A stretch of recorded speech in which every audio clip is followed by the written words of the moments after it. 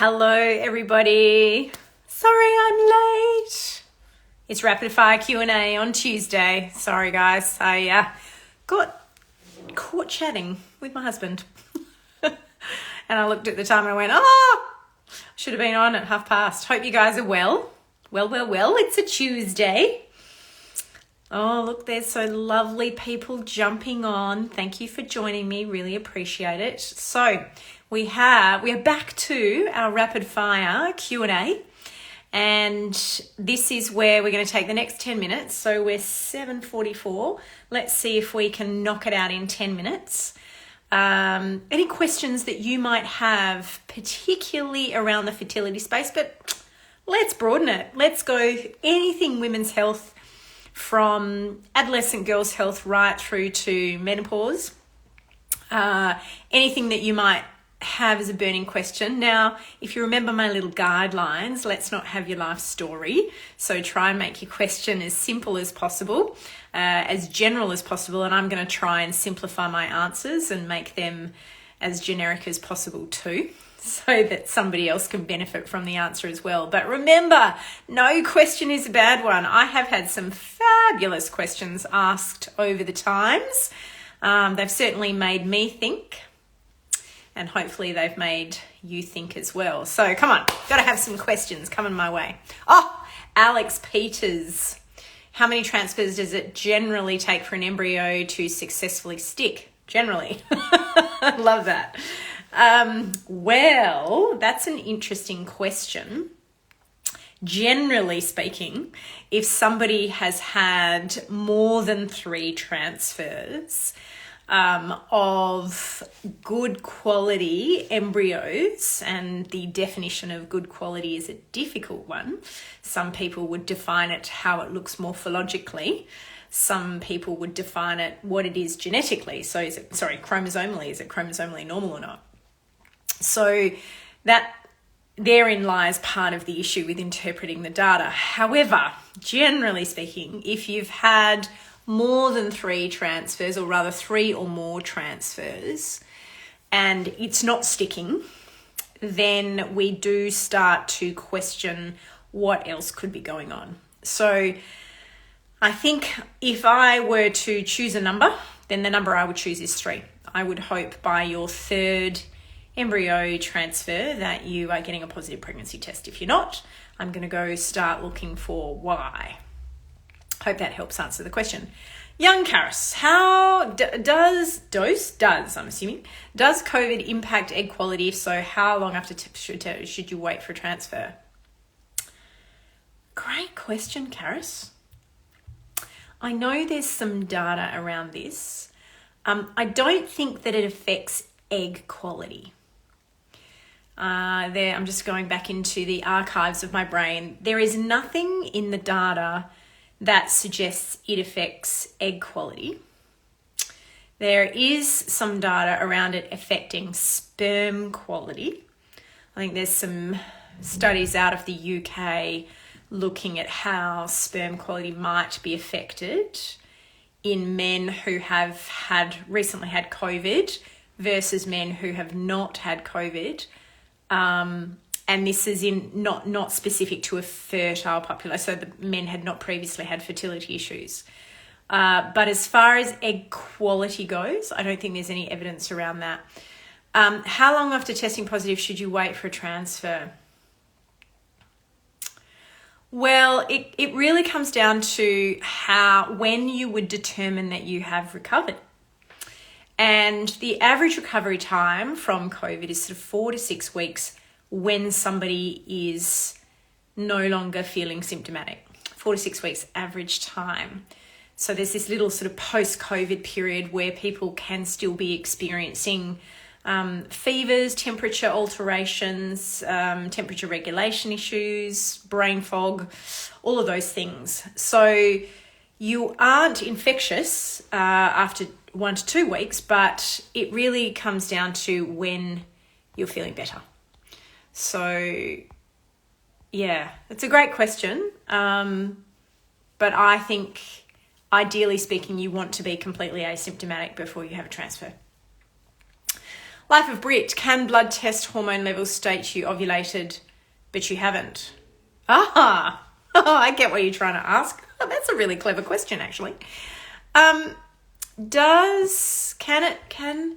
Right, so what you're talking about is a progesterone rise. So what we normally see when we're measuring blood tests is we see, it's done over a series of blood tests. So you would see your estrogen rising, obviously, towards the middle of the cycle. It normally peaks out at around about 1,000. But prior to that, you see the LH. So the LH generally is in single figures, and then it doubles or goes up into double figures. So that's your LH surge, coupled with that estrogen peaking out at around about 1,000. And then after the surge, you will start to see a progesterone rise, and the estrogen kind of drops off to about 500. I'm just ballparking there. So then you start to see a progesterone rise, and the progesterone rise is considered true when it's above a value of 4. So if you're seeing a progesterone rise and you're seeing in the context of an LH surge, then generally speaking, your follicle has switched from predominantly producing estrogen to then luteinizing. So it's producing progesterone. At that point, that is considered to be a post-ovulatory corpus luteum. And so, therefore, the assumption is that you've ovulated. Now, could you have had an empty follicle? Well, I guess you could have. There are some people who have empty follicle syndrome, but generally speaking, we're only going to know that if we're actually tapping the follicle, like when we do an egg collection. So can I prove that I have or haven't ovulated? Well, I guess by virtue of that concept of luteinizing means that the follicle has gone through the process of expelling the egg. So is it 100% accurate? Well, to the best of our ability, in our ability to monitor ovulation, it's certainly more accurate than temperature checking or monitoring your mucus secretions. It's definitely more accurate than either of those, or even an ovulation testing kit, which can sometimes not show an LH surge. So it's about the most accurate thing. Would I say anything's 100% accurate? No. But it's a pretty accurate way of tracking ovulation. Good question, though. Had to make me really think. Go back to basic sciences there. Oh, we've got about 3 more minutes. Come on, there's got to be some more questions. Stan Wall, you've jumped on. Megan Hall's jumped on. Rach Perry Pilates, Mum in the Making. Kelso Johnson. IVF, got to be strong. You guys must have questions. Anyone? I've had some rippers. Alex asked one. Karis asked one. Life of Brit. Oh, yes, we've got one here. Ectopic pregnancy, what would be the best option? Well, the injection versus surgery. So what we're asking here is it better to have methotrexate? So methotrexate is a chemotherapy drug that is used to stop cell proliferation.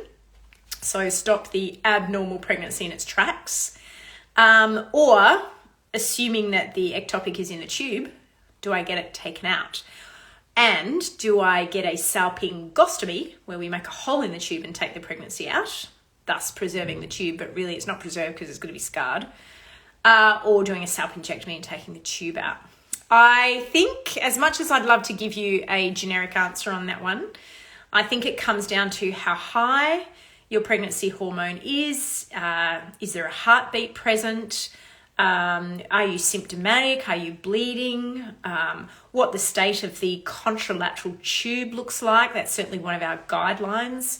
If the state of the opposite tube looks poor, then we tend not to take the tube out. So there's actually a lot of factors that go into making the decision, and also what your fertility future plans are. So as much as I'd like to say one or the other, Kelso Johnson 25, it comes down to your individual clinical situation.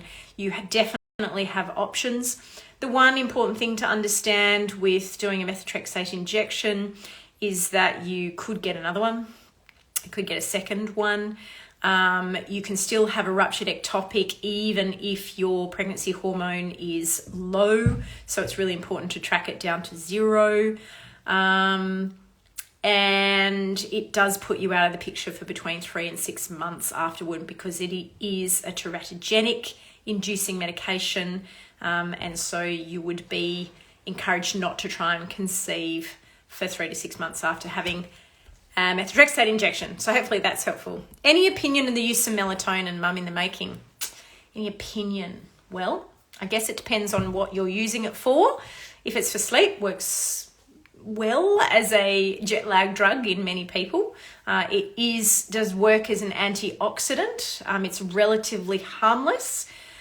Difficult to know whether it actually does do some good. Very small studies, not great quality studies. So it is an option for improving egg quality in its use as an antioxidant, but there's not great research on that area.